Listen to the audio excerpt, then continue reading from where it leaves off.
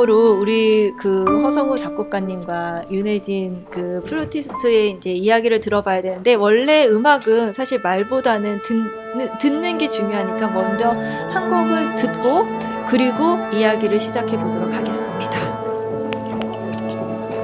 네.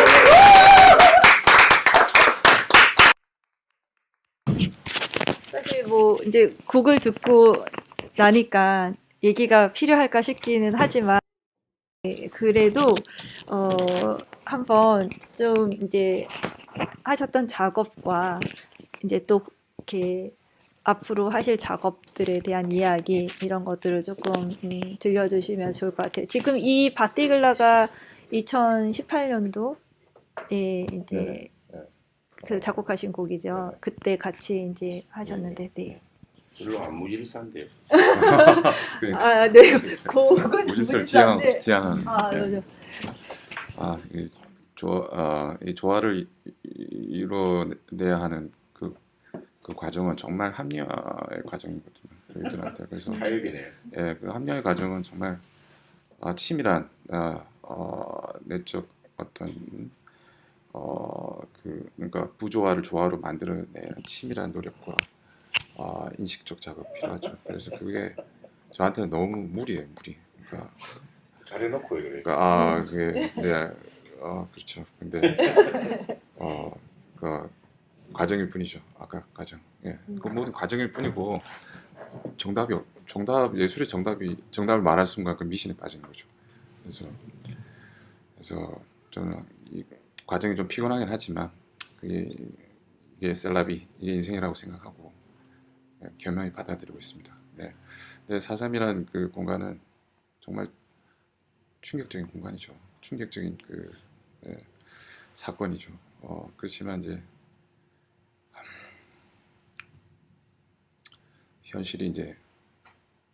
현실이 더 사실 기만적일 때가 있다고 하지 않습니까? 그래서 때때로 우리 상상력이 부족할 때도 있고 이런 공포, 이런 충격이 우리를 압도할 때가 있어요. 그때 우리는 어쨌든 살아나가야 되지 않겠습니까? 네, 뭐 현실이 비극적이라고 우리가 다 비관적으로 살아야 될 것도 아니고 우리 그때의 과거를 어떻게 그러면 우리나라에서 이런 끔찍한 일이 일어났으면 우리 야만들인가? 야만성이 드러났기 때문에 우리는 이런 정도의 수준의 국가인가? 뭐 이런 그렇죠? 이게 아닌 거죠. 그래서 우리에게 있는 우리 누구에게나 있는 광기가 정말 그 원인을 찾을 필요가 없다고 봅니다. 그 원인은 의미가 없어요. 제가 볼 때 모두 다 자기를 정당화하고 있기 때문에 그 원인을 굳이 애써 찾고 싶지 않습니다. 그냥 우리에게 있었던 그냥 광기가 그냥 드러난 거고 그게 정말 믿을 수 없는 현실, 그러니까 거의 기만적. 그러니까 어떻게 보면 우리의 어떤 창조물보다도 더 기만적이고 더 비현실적인, 초현실적인 그런 광경들을 우리는 만나고 있고 여전히 꿈속에 일어난 사건인처럼 보이죠. 예, 그래서 그냥 그게 인생이다. 저는 그렇게 봅니다. 그리고 그냥 제 얘기를 풀어 나가도 그런 사삼이죠. 제 내적 투쟁, 내적 어떤 비참한 제 안에 사삼은 그 현장에서뿐만 아니라 제 안에도 사삼이 있잖아요. 지금도 있고, 과거에도 있었고, 앞으로도 있을 거고 계속 사삼을 내 안에서 계속 체험할 겁니다. 앞으로도. 여기까지 하겠습니다. 아, 네. 그러면 그때 2018년도에 이제 함께 작업을 하셨고, 그리고 이제 또 이제 올해 할 곡을 이제 또 함께 하시게 됐는데, 약간 그때 작업하셨을 때 약간 이야기, 그리고 생각들, 그리고 또 지금의 또 생각들, 이런 것들 이야기해 주시면 좋을 것 같아요. 작년에 이제 이 곡을 녹음을 했을 때는, 그러니까 어쨌든 그래도 저는 항상 이제 이렇게 음악 작업을 할 때 이제 내가 이 곡을 작곡을 해서 녹음을 하는 건 아니지만 내가 연주자로 이 4.3이라는 그 주제 안에 정말 들어가서 그 구성원이 돼서 이제 작업을 하는 거였었기 때문에 작곡가는 아니고 연주자였지만 그래도 4.3에 대해서 기본적으로 알고 이 녹음을 시작해야 된다고 생각을 해서 그래서 그때 이제 4.3에 대해서 알고는 있었지만 정말 제가 이렇게 능동적으로 좀 구체적으로 찾아보고 했던 거는 이제 작년이 처음이었고요. 녹음 전에. 근데 그때는 그냥 이렇게 글로 보고 그냥 이렇게 많은 자료들을 보진 못했어요. 예를 들어서 뭐 동영상이라든가 사진 자료 같은 건 못 보고 이제 글로만 이제 보고 아 이런 일이었구나. 그리고 물론 이제 되게 마음이 아프고 네 정말 사실 말할 수 없이 마음이 아픈 일이고 일어나서도 안 될 일이었었는데 일어났던 거잖아요. 그래서 그때는 그냥 딱 그런 마음으로 녹음을 했는데 오늘 이제 어제 김현주 선생님하고 또 허성우 작곡가님하고 그 4.3 유적지도 둘러보고 또 그거와 더불어서 또 그 일제시대 때 일본 사람들이 이제 우리나라에 만들었던 뭐 경납고라든가 이제 여러 가지 그런 데 가서 직접 눈으로 보고 하니까 이게 또 정말 너무 다르게 와닿는 거예요. 그래서 저는 이제 어떤 생각이 들었냐면 이제 사실 이제 지금 생존해 계신 분들 중에서 4.3을 이제 겪으신 분들도 많이 안 남아 계신 거죠. 그쵸? 네. 그래서 이게 정말 과거의 이야기로 갈 수가 있는 그런 사건이지만 그치만 이게 그냥 우리랑 계속 같이 가야 되는 그런 사건인 거고 그렇다고 우리가 이렇게 잔인한 사건이 있었어요라고 그냥 거기서 이렇게 말하고 끝나는 게 아니라 이것과 같이 가면서 조금 저는 뭔가 조금 더 미래지향적으로 얘랑 같이 가면 좋겠다는 그런 생각을 했어요. 그래서 또 어제 같이 얘기하면서 또 이제 다음 해에는 또 제가 이거 이제 작곡을 좀 해보라고 또 허성우 작곡가님이 또 네, 제안을 해주셔서 그렇게 받아들였는데 네, 어떻게 또 작곡을 하고 그럴지도 되게 생각을 되게 많이 하게 됐어요. 그리고 오늘 이렇게 문화공간 양에서 이렇게 4.3 거 주제로 이렇게 전시하신 네, 이현태 작가님의 작품도 그렇고 또 이렇게 허성우 작곡가님의 작품도 그렇고 이제 이 모든 것들이 그냥 음악만 하고 제 곡만 쓰고 그랬던 저를 조금이라도 좀 변화시키는 그런 계기가 되었던 것 같고 조금 더 변화하고 싶다. 정말 그 안으로 더 깊이 들어가서 그러니까 내가 변화해야지라고 변화하는 것보다 정말 거기에 제가 정말 저도 모르게 스며들어서 이렇게 자연스럽게 이렇게 변화되기를 네, 바라고 있어요. 그래서 이번 작업도 새로운 작업도 그렇게 네, 녹음에 참여하고 싶어요. 네. 그러면 이 사상 작업 말고 원래 기존에 하셨던 약간 그 활동이라든가 그런 것도 좀 소개를 해주시면 좋겠는데 기존에 원래 이제 신화 아니면 이제 우리나라 이제 문화 이제 이런 거를 관심을 갖고 작업을 하셨잖아요. 그리고 이제 그거를 코리안 재즈 아니 코리안 포에틱 재즈 네, 그 팀으로 이제 활동을 해오셨는데 약간 그런 얘기 좀 들려주시겠어요?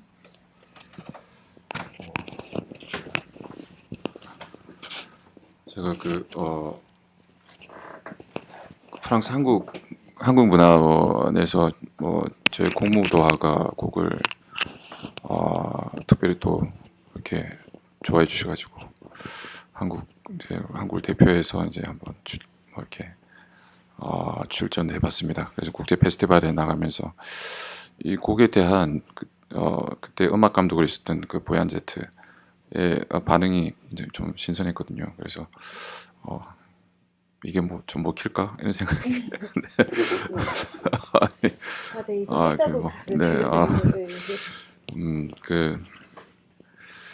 그로 인해서 이제 그리고 뭐 아르코에서도 그게 영국으로 또 만들어졌어요. 그래서 영국 음악으로도 쓰이고 공무도화가 제 작품을 통해서 이제 영국이 또 만들어지기도 하고 그럼 참 이렇게도 또 되는구나. 근데 저는 거기서 보면 제가 지향했던 것은 의식적인 노력이었지만 그렇지만 무의식과 항상 함께 해 왔거든요. 그러니까 그 무의식을 계속 적절하게 객관화시키는 훈련을 펼쳐왔지만 여전히 이제 그렇죠, 오리무중이고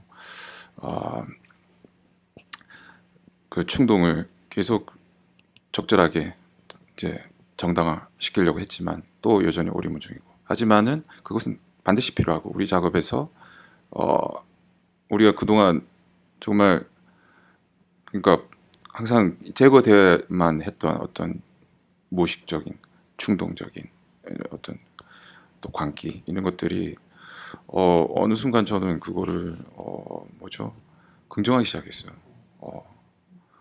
우리에게는 투쟁이 불가피한 거거든요. 그러니까 내적 투쟁 항상 뭔가를 판단할 때도 내적 투쟁이 불가피하잖아요. 그리고 아까 에고와 이제 또 알터 에고 그러니까 계속 또 소멸시켜 나를 계속 또 소멸시켜 나가면서 새로운 나를 또 계속 찾고 이렇게 이제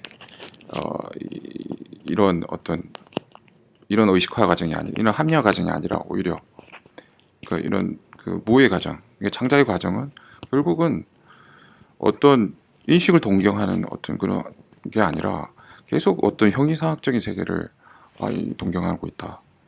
그래서 그래야만 우리가 이제 삶이 고단하지 않고 이제 거짓된 평화지만 일시적으로나마 위로를 얻을 수 있다. 그 정도의 이제 만족하는 이제 작품의 활동 계속 이런 내용입니다. 제가 이제 코리안 포에틱 재즈를 통해 이제 어떤 그 시를 가지고 계속 이제 시의 가장 적절한 이데아를 이제 포착하려고 하는 거죠. 그런 노력도 어쩔 수 없는 거죠. 우리 필연적으로 받아들여야 되는 부분이고. 그리고 아까 이렇게 신화를 가져가는 부분도 아까 우리 4.3 하나의 역사지만 그걸 또 어찌 보면 또 있을 수밖에 없는 숙명으로도 받아들일 수도 있어야 됩니다. 카시르가 얘기했지만 그걸 뭐 숙명적으로 받아들일 수밖에 없는 거죠. 우리한테는. 그걸 일어난 일을 어떻게 하겠습니까? 필연적 발생이었던 거죠. 우연적으로 일어나 필연적으로 이결된 거죠. 그래서 이거를 뭐 그렇다고 해서 뭐 어떻게 정당화시키겠습니까? 하지만 그거를 우리는 그걸 통해서 그런 어떤 충격을 통해서 우리는 그것을 계속 새롭게 재해석하면서 그렇게 이제 정당화하는 수밖에 없죠.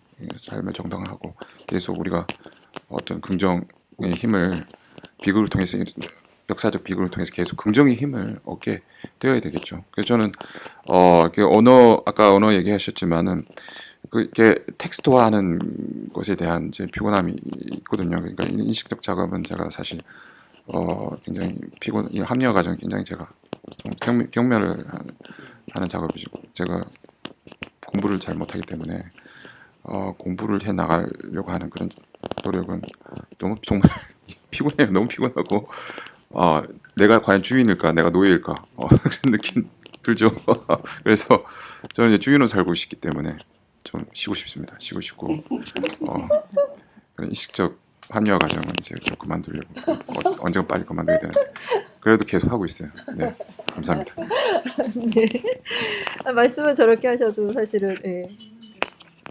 질문이 들어왔어요. 네, 질문이 들어왔다고 하시는데 아니 질문을 얘기를 해주시면 네. 네. 전화로 질문이 들어가. 네, 질문 들어와서, 예. 오늘 주제랑 좀 연관성이 없지만, 그래도 하나 남겨볼게요. 라고 하셨고요. 작곡가님께서는 어쩌다가,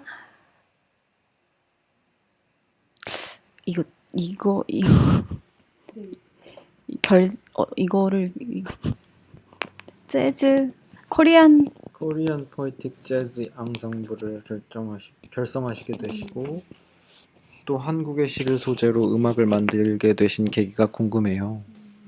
네.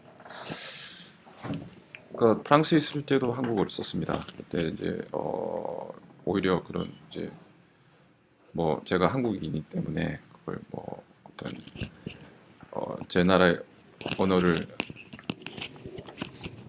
쓰는 것이 뭐 어쩌면 당연한 거죠. 예, 당연한 건데 또 외국에 있기 때문에 그 나라의 또 언어를 써줘서 이제 적절한 소통을 이루려고 하는 노력도 아름답죠. 이제 근데 언어가 주는 그 오독이 있잖아요.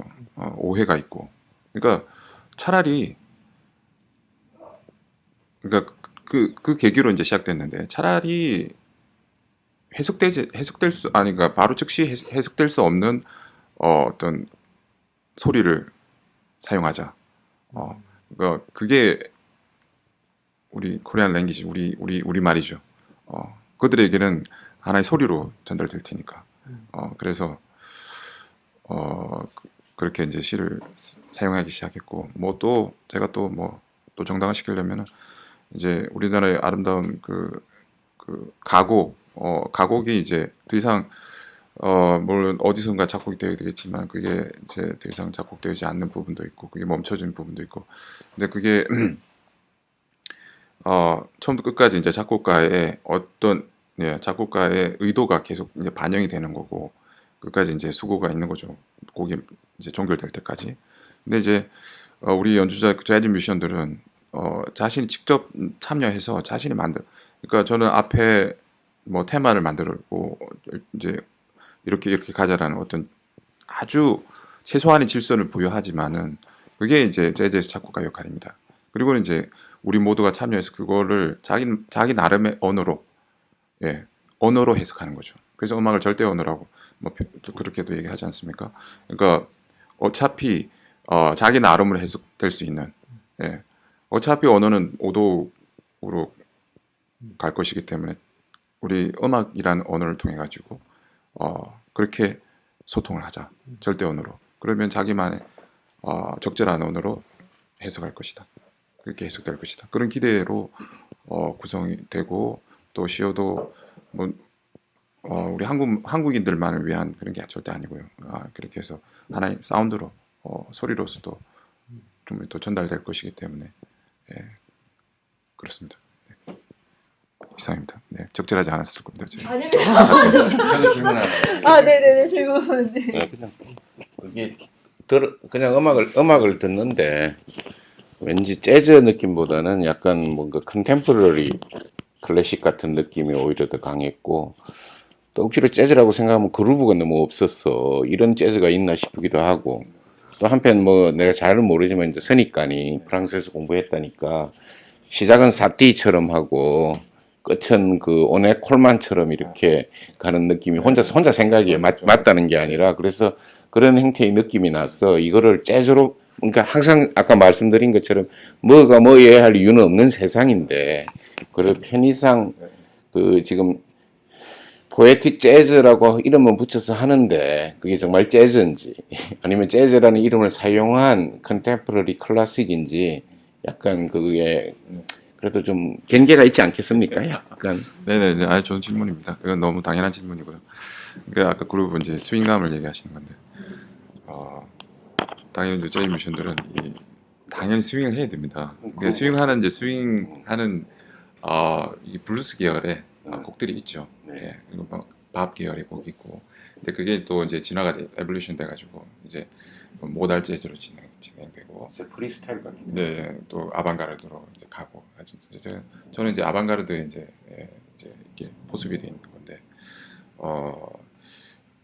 뭐 블루스 이제 예를 들면 섹시 바이린지. 네. 그렇지 그거지.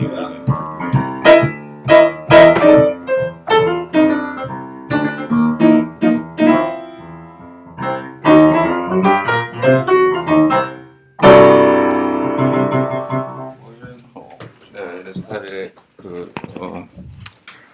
괜히 쳤나요? 그러니까 더 재즈가 아닌데라고 아니다만 재즈를 설명하려다 더 재즈가 아닌 음악이 될 수도 있고 하여튼 그러니까 스윙감을 느껴져야만 재즈다는 그것도 이제 항상 이제 주관적인 거 자기 주관 그리고 자기가 이제 아는 만큼의 재즈 내가 좋아하는 만큼의 이게 재즈야지 재즈는 이거야지 하는 거 인정하고 당연히 맞는 말씀입니다. 하여튼 그것과 또 객관적인 거 저는 뭐 주관적인 것도 없고 객관적인 것도 없고 뭐 그런 걸 지향합니다. 이제 뭐 그러니까 한마디로 저는 뭐 이렇게 분열적인 걸 좋아합니다. 네. 뭐 이렇게 조합이 안 되는 거 있잖아요. 저는 다 이렇게 조합을 취하려고 하지만 저는 한계를 알기 때문에 그냥 분열적인 것 자체를 그냥 저는 좋아합니다. 그래서 이렇게 스윙감 이렇게 좋아하고 그렇게 합니다. 근데 또 이건 또 너무 진부한 스타일이죠 저한테는. 이제 재즈를 오래 했기 때문에. 그러니까 소화 기본 방정식을 알고 있는데 그걸 계속 그것만 풀고 있으면 안 되죠. 그걸 응용을 해야죠. 예, 그런 뭐 그런 차원이고 그러다 보니까 이제 음악을 또 재즈 음악으로 국한시킨다? 그것도 낭비죠. 왜 내가 재즈만 해야 돼? 이런 것도 낭비고 내가 재즈를 내가 클래식을 제가 또 뭐 시작을 했고 클래식으로 시작해서 클래식 작곡을 해서 또 중세 음악 작곡도 시작했고 그래서 라크리모사 네 그렇게 했고 그 다음에 이제 재즈 음악으로 이제 가게 되고 재즈는 또 즉흥 작곡이 일어나야 되기 때문에 모든 연주자들이 즉흥 작곡이 일어나야 되고 다 독립적으로 가고 있는데 이렇게 조화를 이룰 수도 있네. 그런 것도 재밌어요. 근데 무질서로 끝나는 것도 뭐 어때요? 꼭 곡이 아름답게 끝나야 되는 건가? 이거는 근대적인 어떤 미적 사고 방식이고 뭐 무질서하게 끝나도 어쨌든 나의 표현이기 때문에 나의 표현이면 그만이지. 그 뭐 내가 다른 사람 평가에 내가 일희일비할 필요 있나? 이것도 예술가의 또 지금 고집이고 뭐 하나의 표현 방식일 수도 있고 나의 표현 그러니까 표현의 정당성인 거죠. 네. 그러니까 이제 우리는 항상 관계를 생각하지만 그 관계가 반드시 조화로운 관계여야만 할 필요는 없다고 봅니다. 여기 지금 모순적 관계가 있을 수도 있고 이게 뭐 또 청자와 나와의 또 투쟁적인 관계 속에서 그게 음악이야? 그래 음악이다 하면서 이제 투쟁적인 관계 속에서 서로를 이해하려고 하는 것도 일어날 수 있죠. 네, 뭐 그런 걸 기대하고 있습니다. 네, 여기까지입니다. 제가 한 말씀 더. 일단 이게 뭐 스윙이다 뭐 그런 거는 일단은 장르와 스타일의 문제인 거고요. 이게 재즈라고 할 수 있는 가장 근본적인 이유는 그러니까 즉흥 연주를 했다는 거잖아요.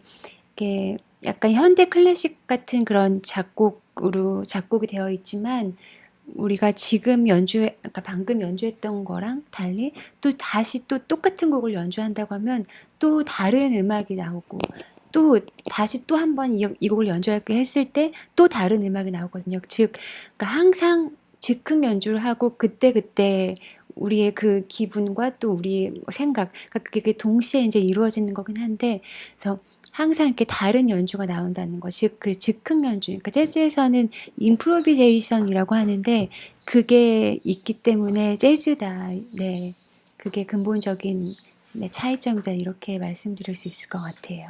네. 허성우 작곡가님 아까 똑같은 곡을 10초만 이게 똑같은지 아니면 했었나요? 네, 아니 어쨌든 이야기를 하셨으니까 사실은 윤혜진 플루티스트 분도 원래 이제 코리안 포에틱 재즈로 활동도 하시지만 사실은 이제 또 따로 활동을 하시는데, 그리고 사실 이제 플룻을 부시지만 작곡도 하시고, 그래서 또 윤혜진과 브라더스라고 그렇게 해서 또 음반도 내시고 활동도 하시는데, 어떤 생각을 가지고 또 평소에는 약간 음악 활동 하셨는지 얘기를 드려요. 네. 저는 일단 항상 제가 좋아하는 주제로 곡을 쓰거든요. 그래서 저는 우주를 되게 정말 동경해요. 우주가 저한테는 그러니까 너무 두려워서 경외심이 듦과 동시에 너무 신비로워서 되게 사랑하고 더 알고 싶은 그런 존재이거든요. 그래서 우주에 대한 곡을 그 1집 앨범에서도 2곡을 썼고요. 또 새로 또 인터스텔라를 보고 작곡했던 곡이 거기 그 제 1집에 있고요. 또 새로 쓴 곡이 또 우주에 대한 곡이 있거든요. 그래서 우주에 대한 곡이라든가 제가 좋아하는 사람, 예를 들어서 박지성 선수, 그리고 항상 또 축구 선수, 브라질 축구 선수 카카, 이렇게 제가 좋아하는 사람에 대한 곡도 쓰고. 그런데 제가 또 누구나 다 좋아하시겠지만 손흥민 선수를 또 사랑하지 않을 수 없잖아요. 손흥민 선수 요즘 정말 너무 사랑하게 돼서 손흥민 선수에 대한 곡도 쓰려고 하고요. 또 제가 또 김연아 선수 너무 제가 김연아 선수는 제가 너무너무 존경하는 여성 중에 한 분이어가지고 김연아 선수에 대한 곡도 이 집에는 들어갈 것 같아서 저는 항상 제가 좋아하는 주제로 곡을 쓰고 연주하고 네. 네. 혹시 그 박지성 선수 그 미송발에 네. 살짝 한 소절을 아. 예, 아. 그건 유튜브 나는 유튜브에서 검색할 수 있으니까 네, 그러면은 네, 그 미송- 미소발에 그냥 짧게만 그냥, 아, 네, 네.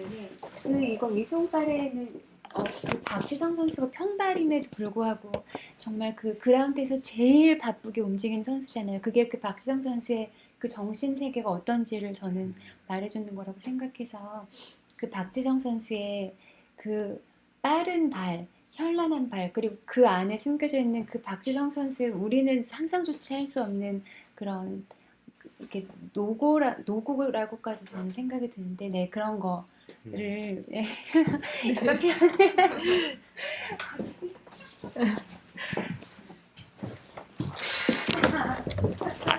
한주 없이 연주해본 적은 처음이에요. 죄송합니다.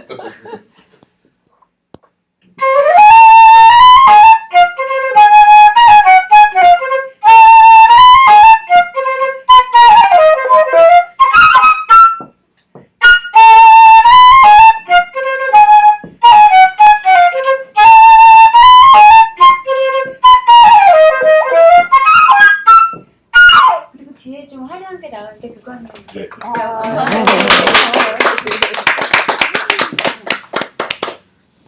네. 자, 그 아마 그 허성 작가 다시 네. 사실 여기 계신 분들은 다 이 전에 전시 큰터와 전시에 이제 사실 이제 작년에 녹음하셨던 곡이 올해 계속 이제 틀어지고 있었어가지고 아마 그 곡도 좀 여러 번 들으셨을 것 같고, 그리고 오늘 또 연주도 약간 이렇게 들으셨을 것 같은데, 혹시 조금 오늘 이야기 가운데에서나 이렇게 조금 질문이라든가 생각이 있으시면 그래도 혹시 네. 그 질문이 들어왔는데 아, 질문이 네, 또 들어왔습니다. 네. 윤혜진님 아, 네. 그 혹시 다음 앨범도 우주에 관한 소재로 하실 계획이신지 궁금하시다고. 네, 이미 연주를 한 적이 있는데 이제 아직 앨범에 싣지 않은 스타 앤 아이라는 곡이 있는데, 네, 그 곡이 아마 이 집의 타이틀곡 중에 하나가 될 것 같아요. 네, 그거 외에도 또 네, 저는 그 명왕성에 대해서도 저는 너무 큰 그런 사랑 내지는 막 궁금증 막 그런 걸 가지고 있거든요. 명왕성.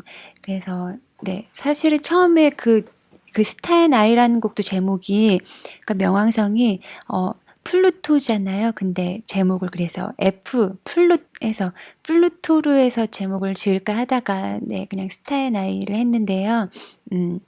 네, 네, 맞아요. 새로운 곡도 네, 작곡할 거고, 네, 네, 우주에 대한 네, 얘기는 계속 나올 것 같아요. 제 앨범에서 우주와 제가 존경하는 사람들, 네.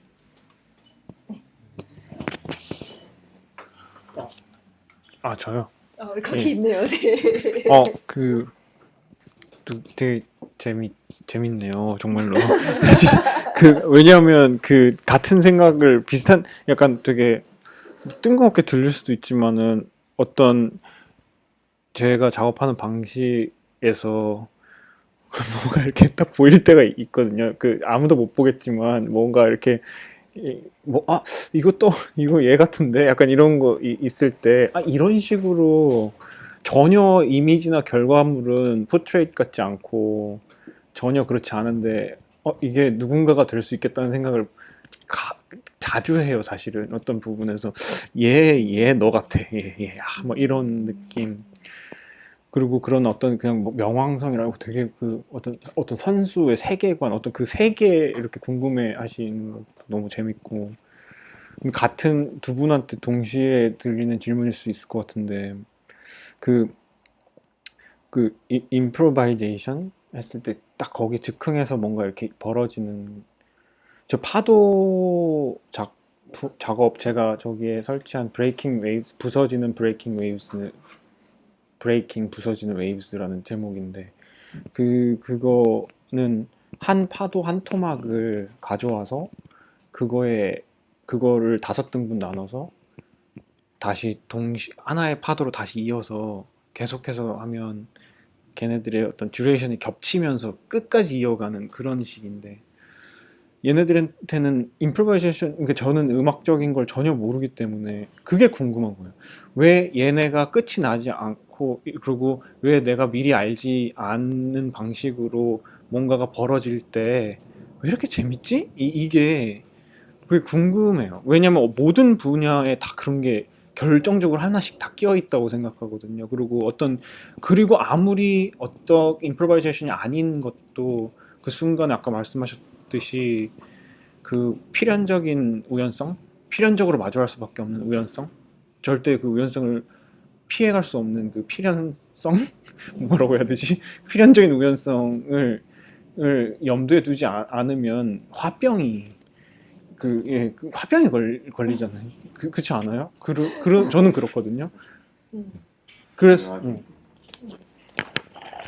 계속 질문이 이어질까봐 아, 예, 거기까지 예, 알겠습니다. 여기까지 하겠습니다.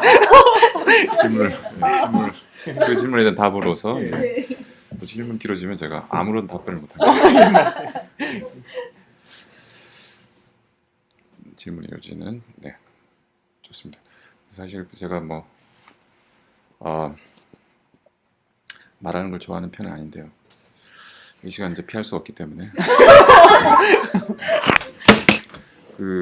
그렇습니다. 근데 이제 이 기만적인 측면도 있거든요. 이게 뭐냐면 이미 학습된 계속 우리도 누군가의 연주를 계속 모방합니다. 이제 이런 모방을 또 경멸하는 사람들이 있어요. 이게 어떻게 자유로운 즉흥 연주를 할 수 있느냐? 누군가의 작품을 비슷하게 이렇게 모방해서 우리가 시뮬라크라고 하는 거죠. 그런 걸로 그냥 앵무새처럼 따라했을 뿐이지. 그러면 거기에는 생명성이 없지 않느냐, 제네시스가 없지 않느냐, 맞습니다. 그래서 우리는 그 시원을 찾아가야 되거든요. 아까 언어 이전의 언어, 그러니까 아까 소리, 이런 청각적인 그 세계, 어쩌면 들리지 않을 수도 있습니다. 그거를 그런 그 보이지 않는 어떤 세계, 그러니까 근원적인 세계에서 자꾸 우리는 뽑아내야 되는데 이미 아까 선생님 지적하셨듯이 뭘 대상을 보고, 그러니까 어떤 대상을 보고 자꾸 그 대상 우상화해서 계속 그거를 반복적으로 작업하는 거, 그걸 이렇게 모방하는 거, 이거는 진리하고는 거리가 멀죠. 그렇기 때문에 나에게 만족이 되지 않고, 그래서 이미 내가 작업해 놓은 것들을 계속 재생하는 것은 또 그 나름의 또 합리적인 뭡니까, 그게 딱 떨어질 때의 그 인식적 쾌가 있죠. 예, 그 쾌가 있는데 그것만이 또 전부는 또 아니지 않습니까? 그것만이 또 그보다 더 또 형이상 지점에서 우리를 만족시키는 부분들이 있잖아요. 그건 이제 충동적인 부분에서 끄집어내는 거고, 그걸 찾는 거죠. 근데 그거를 내가 기만적으로 이미 누군가가 이미 찾아낸 것을 내가 복사해가지고 앵무새처럼 재생한다면 그게 무슨 기쁨이 있겠습니까? 그건 사기죠, 그거는. 예. 여기까지 하겠습니다. 네, 와닿았어요. 네. 혹시 약간 이렇게 하고 싶은 얘기? 네. 전 아주 가볍게 그 네, 가볍게. 아니 저는 이제 왜 우리가 피아노 배울 때 재즈 악보 이렇게 해가지고 마치 뭐 재즈는 다 임프로바이제이션이라고 하셨는데 그 악보를 치면 내가 임프로바이즈 한 것처럼 들리게 악보가 써져 있잖아요. 그런 악보만 보다가 이제 아까 연주하시고 나서 악보를 봤어요. 진짜 재즈 뮤지션이 치는 악보는 어떻게 생겼는지 궁금해서 봤는데 너무 간단한 거예요. 너무 여백이 없고 그냥 코드 하나랑 멜로디 정도만 딱 있는데 그 왜 이제 우리나라 시를 그때 주제로 작곡을 하시는데 갑자기 어렸을 때 생각이 났는데 저는 제가 좋아하는 동화책을 펴놓고 피아노를 치곤 했었어요. 물론 당연히 레벨이 너무 다르지만 그 생각이 들면서 동시에 그러면 악보에는 어디까지 기록하시고 어느 정도 수준부터 임프로바이제이션으로 남겨두느냐도 좀 궁금하고 그러니까 그렇다고 해서 저 악보에 있는 걸 매번 악보에 있는 거 플러스 알파가 아니라 마이너스 알파일 수도 있는 거잖아요. 아무튼 그런 게 궁금했어요. 악보랑 내 머릿속에 있는 거를 기록할 때와 뭐 정리가 되나요? 저는 아무튼 그런 게 좀 궁금했어요. 아주 좋은 질문이고 이 좋은 질문은 저보다 더 작곡을 잘하시는 답변하는 거. 그러면 조금 더 이제 근본적으로 이제 재즈 진행에 대해서 그래도 말씀을 드리는 게 더 일단 도움이 될 것 같은데 지금 저렇게 악보에 적혀 있는 거는 이제 정말 그 테마이잖아요. 테마를 이제 재즈에서는 헤드라고 이야기를 하거든요. 그래서 저 악보에서 보면은 이제 인트로가 있고 레터 A, B, C 이렇게 세 개의 이제 다른 이제 테마들이 이제 연결이 돼서 저게 하나의 테마를 이루는 거고 저게 정말 한 그 헤드가 되는 거예요. 그래서 일단 기본적으로는 재즈를 연주할 때는 저렇게 헤드를 한번 연주한다 하는 거는 일단 악보에 나와 있는 그 멜로디를 한번 처음부터 끝까지 쭉 연주를 하는 거예요. 근데 물론 멜로디를 연주할 때도 악보에 나와 있는 그대로 연주하는 재즈 뮤지션들은 거의 없어요. 멜로디도 조금씩 변형을 하고 그 안에 이제 또 뭔가 그러니까 필인을 넣는다고 이제 이야기를 하는데 그 안에도 조금씩 더 뭘 넣기도 하고 아니면 노트를 조금 빼서 연주를 하기도 하지만 그래도 기본적으로 악보에 나와 있는 거에 이제 근거해서 그 멜로디를 한번 연주를 하고 그리고 나서 이제 이 악보에 나와 있는 그 코드 진행대로 솔로를 하는 거거든요. 즉흥 연주. 그래서 저기 나와 있는 마디수를 다 채워서 한번 솔로를 하는 거를 한 코러스 솔로를 한다 이렇게 얘기를 해요. 그런데 이제 한 코러스 솔로를 했을 때는 내가 그러니까 정말 이 음악에 대해서 얘기하고자 하는 걸 다 못할 때가 많으니까 그래도 두 코러스 이상은 솔로를 해야지 그래도 솔로를 한 것 같은 그러니까 연주자 입장에서 한 것 같은 느낌이 들기도 하고 또 그냥 솔로도 그냥 이 마디 보고 이 마디에 이걸 채우자 이런 게 아니라 그 전체적인 그 흐름 안에서 이제 기승전결이 또 있는 거기 때문에 그 즉흥 연주 안에서도 이야기를 만들어서 정말 길게 가면 정말 발단 전개 위기 절정 결말해서 다 이런 라인을 만들면서 솔로를 끝내죠. 그렇게 해서 뭐 진짜 많이 연주하면 막 10코러스 하는 사람들도 있고 그렇게 하고 이제 마지막으로 다시 한번 쭉 이제 헤드를 연주하는 거를 이제 아웃헤드라고 이야기를 해요. 일단 그게 기본적인 재즈의 진행이에요. 네. 제가 동화책을 펴놓고 연주한 거랑 크게 다르지 않은지. 네. 예. 한 가지 더 붙이자면 이제 피아니스트 입장에서 이제 그 보이싱 그 화성을 입히는데 재즈 화성에서 그건 이제 이렇게 이 코드라는 이 기호가 되어 있잖아요. 근데 이게 약속된 것이기도 하지만 약속되지 않은 것이기도 합니다. 그래서 그러니까 어떤 환경에 따라서 혹은 악기에 따라서 제가 이게 손이 자동적으로 다른 쪽으로 갈 때가 있어요. 그러니까 여러 가지 형태로 보이싱을 할 수가 있는데 그건 또 어떤 연주자와 같이 하느냐에 따라서 다릅니다. 어떤 악기와 같이 하느냐에 따라서. 그래서 굉장히 가변적이기 때문에 이걸 미리 설정해 놓으면은 나중에 내가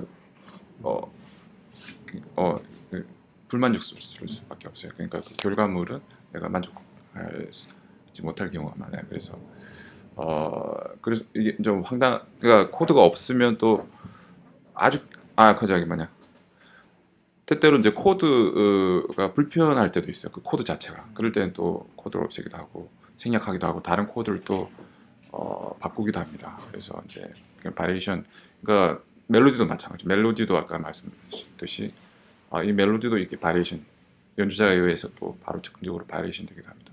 이렇게 그러니까 미리 정해진 도식에서 도식을 충실히 따르기도 하지만 또 그 도식을 가감하게 또 버릴 수도 있는. 이거 반드시 이제 약속은 지켜야 된다라는 그런 강박보다는 이건 이제 응용될 수 있다. 이건 또 때때로 제거될 수 있다. 때때로 또 더할 수도 있다. 이런 자유함이 조금 있는 거죠. 예. 그렇지만 완전한 자유는 없습니다. 완전한 자유는 없고 구속이 항상 뒤따르고 있죠. 예. 그럼 약간 이런 거 같은 건가요? 생각 이렇게 얘기했을 때 모르겠는데 바늘을 찌르면 나도 모르게 아 이렇게 하듯이 서로 바늘을 찔러가면서 서로의 반응을 한다고 보면 서로 뭐 상호작용 한다고 하는데 그 부분입니다. 그래서 항상 상대가 있고 대상이 있는 거죠. 그래서 혼자 이렇게 뭐 이렇게 몰입해서 무아지경으로 하는 경우도 뭐 있긴 하지만 그래도 항상 상대를 배려해야죠. 상대 연주를 듣고 완전히 어긋나게 의도적으로 어긋나게 완전히 어긋나게 갈 수도 있습니다. 근데 그것도 그런 어떤 부조화 상태를 언제까지 견제할 수 있느냐 하는 부분은 이제 연주자가 판단해야 되죠. 그래서 그 부조화로 끝낼 수도 있습니다. 그건 연주자의 판단이기 때문에 그걸 뭐라고 할 수는 없죠. 하지만 우리가 이제 조금 그 아무래도 미적 인식을 위해서는 우리가 어떤 미의 어떤 그 체감을 위해서는 아마도 이제 우리 모두 공통적으로 다 소통될 수 있는 방식, 즉 기존 질서, 보편적인 질서의 방식을 따르는 것도 아름다운 것이죠. 네, 그걸 모조리 거부하는 것은 정말 그거는 음악 역사를 송두리째 거부하는 것과 부정하는 것 같은 거기 때문에 그건 또 다른 야만일 수도 있고, 예, 뭐 그렇습니다. 예.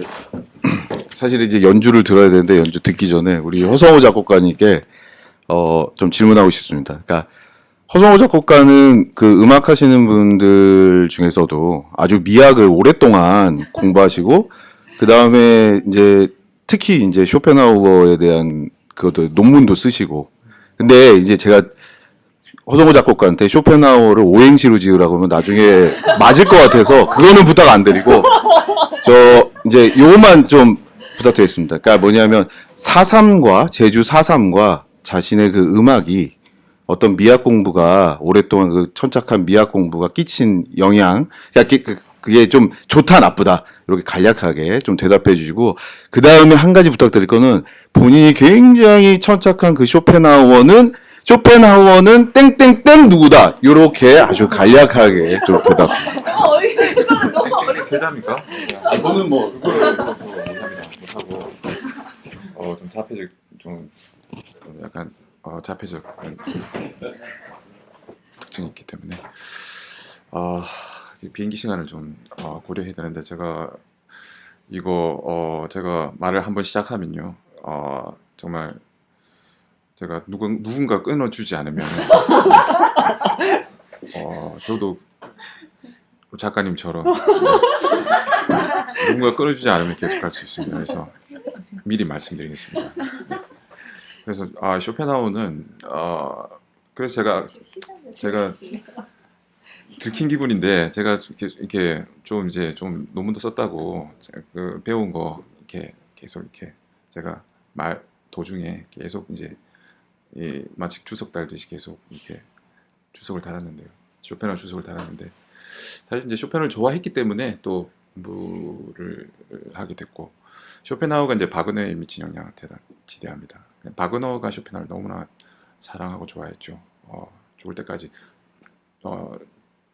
그리고 죽을 때도 쇼펜하우어 책을 같이 묻어달라는 말을 했는지는 정확하게 모르겠습니다. 아마 했던 것 같아요. 예, 그만 했다 치고 어쨌든 그 바그너는 그 쇼펜하우어의 그 철학 사상 가운데서 이제 구원이라는 개념을 굉장히 좋아했죠. 그래서 제가 아까 사랑이라는 것이 조금과 동일하다고 본 그 지점인데요. 그래서 그 기존 질서에 대한 거부, 그 기존 질서가 주는 그런 그 피고나 고통에 대한 이제 거부가 있는 것이죠. 그래서 사실은 우리가 조화롭다 생각한 것이 조화롭지 않을 때가 많지 않습니까? 근데 그런 기만적인 상황을 이제 거부를 통해서, 포기를 통해서, 그러니까 구원은 곧 내가 거기에 집착하는 게 아니라 그걸 단호하게 포기함으로써 단념함으로써 해소되는 것이다라고 바라봤던 것이죠. 이제 구원에 대한 개념이 그렇게 이제 완전히 무의 개념으로 탈바꿈되는 전환이 일어나는 아주 역사적 계기가 된 거죠. 그래서 쇼펜하우어 철학은 니체에게도 상당히 많은 영향을 줬지만 샤르트에게도 이제 넘어가는 것이죠. 이제 프랑스 철학에게도 영향을 주는 측면이 있습니다. 그래서 그러니까 의미를 자꾸 획득하는 것 하려고 하는 것은 우리 형이상학적 욕망이고 그렇지만은 그게 과연 그 의미를 우리가 의미를 찾는 그 과정이 아까 말씀드렸지만 그게 합리화 과정이 되면 우리가 굉장히 피곤할 수 있다, 고통을 받을 수 있다. 그래서 그거를 이제 일시적으로 끊어내야 되는데 그러려면 우리가 우리에게 부조화가 주는 고통을 생각하지 않고 부조화가 주는 그러니까 부조화의 조화의 가능성, 그 가능성을 발견하자. 그래서 밉더라도 사랑하자. 뭐 그런 거 있잖아요. 좀 추해도 예쁘게 보자. 그런 것이죠. 그래서 우리가 선입견으로 갖고 있는 아까 말씀하셨는데 그러니까 선입견으로 갖고 있는 모든 것들 기존에 우리가 학습되어진 모든 것으로부터 일단 해방을 한번 해보자. 그게 그 진정한 예술의 작업이 아닌가. 그래서 계속 근원으로 돌아가는 훈련을 이제 바그너도 그렇게 이제 하게 된 거죠. 기존 질서를 조금씩 거부해가면서 그리고 조화를 쉽사리 달성하지 않고 계속 그 연기하면서 유보하면서 그렇지만 마침내는 이제 다시 조화를 달성해내지만 그에 대해서도 한번 좀 더 생각해보고 그래서 이제 결국 또 바그너의 이런 에스프레시보를 그 쉔베르크가 또 이어봤죠. 그렇게 해서 쉔베르크는 더 거기서 한 발 더 나아가서 완전히 이제 조성을 기존 질서를 완전히 해체하면서 자기 정당화는 네네. 그 질문이 쇼펜하우어에 대한 질문은 아니었고 네. 그 제주 사상과 본인의 그 음악과 네. 이학 공부가 네네. 도움이 됐는지 안 네. 됐는지 그거였군요. 감사합니다. 네. 그걸 네네. 예. 이렇게 좀 개입을 좀 해주시면 네, 정말 도움이 됩니다. 물론 도움이 됐기 때문에 이렇게 또 주저리 하고 있습니다. 그래서 얼마나 도움이 됐냐면은 이제 지금 그 얘기를 하고 있는 과정입니다. 그래서 쉔베르크로 가고 쉔베르크뿐만 아니라 쉔베르크는 무조주의로 빨리 이제 간 거고 다시 프랑스 인상주의 음악에 영향을 미칩니다. 바그너는 바그너가 그 이후의 음악에 끼친 영향이 굉장합니다. 그래서 프랑스 인상주의 음악을 이끌어내고 그래서 이제 프렌치 모달이라는 새로운 스케일 구조를 다시 예전 그리스 모달을 새롭게 재해석한 겁니다. 그래서 그렇게 하면서 인상주의 곡들이 아까 에릭 사티와 같은 그런 곡들이 나옵니다. 그렇게 해서 이 인상주의 음악은 당시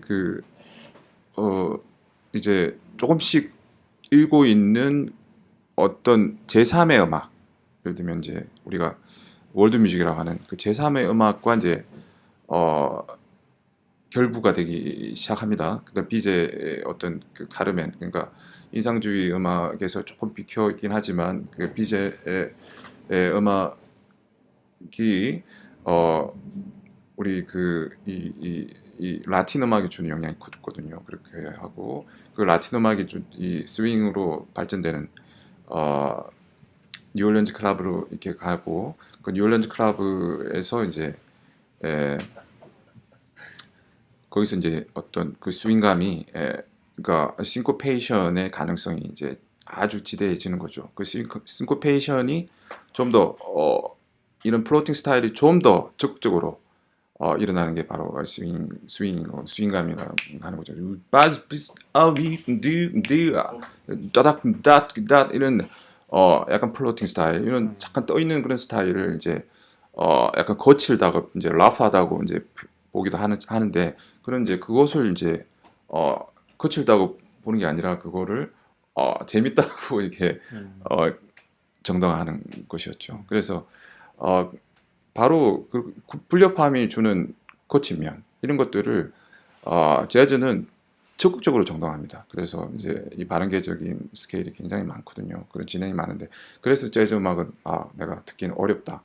그러니까 이렇게 아주 조화롭고 아주 그러니까 오락의 기능으로서 그러니까 위로의 차원에서 치료적 차원에서 재즈를 감상하기엔 지금 현재 이제 많이 진화된 재즈로서는 좀 부적절할 수도 있습니다. 근데 이제 또 어쩌면 이제 조화로움이 지친 분들에게는 조화로움에 지친 이게 조화로움을 찾는 것에 이제 좀 지치고 막 진부하시다고 느낀 분들에게는 또 이 부조화가 또 다른 어떤 측면에서 이 쾌를 주는 그런 면을 또 인식하실 수도 그런 미적 인식을 가질 수 있는 분들 용기를 더 가지십시오. 그렇게 해서 좀 더 이 현대음악을 또 이해하는 데 있어서 좀 더 큰 소리를 내시고 많은 또 그러니까 조화로운 음악에 아직도 길들여 주신 분들에게 또 계속 자극을 주는 거죠. 아까 새로운 자극을 줘서 다시 한번 들어보자. 어떤 새로움이 또 발견될 수도 있다. 그 새로움이 나에게 어떤 그 낯섦이 나에게 어떤 그 차이가 나에게 기쁨을 줄 수 있다. 예. 그래서 여기까지 하겠습니다. 네. 요약하자면 매우 깊은 영향을 예. 그러면은 이제 음악을 그래도 혹시 네, 알겠습니다. 그 김은미 선생님께서는 충분하셨어요. 네. 화면에 안 보이시지만 계속 들고 보고 계셔서, 네. 그러면, 우선은 오늘의 이야기는 한 이 정도로 이제 마무리를 해볼까 합니다. 사실 4.3을 경험해보지 못한 세대가 4.3에 대해서 이야기를 하고, 그것도 예술가들이 4.3을 예술로 한번 생각해보고 그런 것들을 풀어내보고 또 고민해보는 이제 이런 과정들 속에 이제 세 분의 예술가 분들이 이야기를 해주셨는데 들으시는 분들에 따라서 굉장히 다양한 많은 생각들을 하셨을 것 같아요. 저희의 어떤 이런 작가님들의 어떤 이런 예술적인 활동이 아까도 다 말씀하셨지만 하나의 정답도 아니고 하나의 결론도 아니고 그것들을 꾸준히 저희가 함께 가지고 가야 할 아까 말씀하셨던 것처럼 어떤 그런 하나의 과정들 속에서 계속 이루어지는 일들로 생각해 주시고 이런 활동들에 관심을 많이 가져주셨으면 좋겠습니다. 그러면 마지막으로 두 분의 다시 곡을 들으면서 마무리를 하도록 하겠습니다.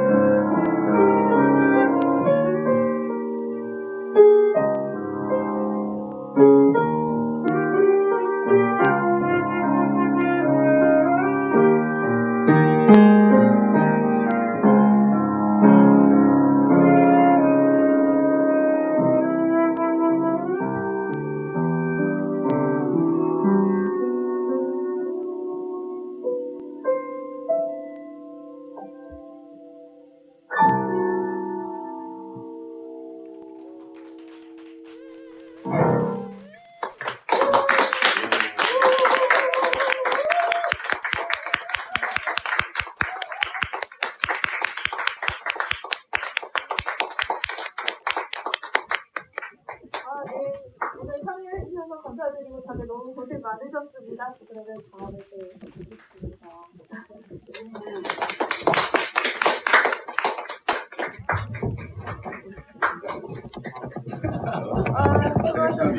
고생하셨어요. 너무 고생 많았어요. 진짜 너무 고생. 진짜 야 정말 1인 아까 전에 얘기했듯이 1인 한 5, 6 그러니까 1인 5역을 하시느라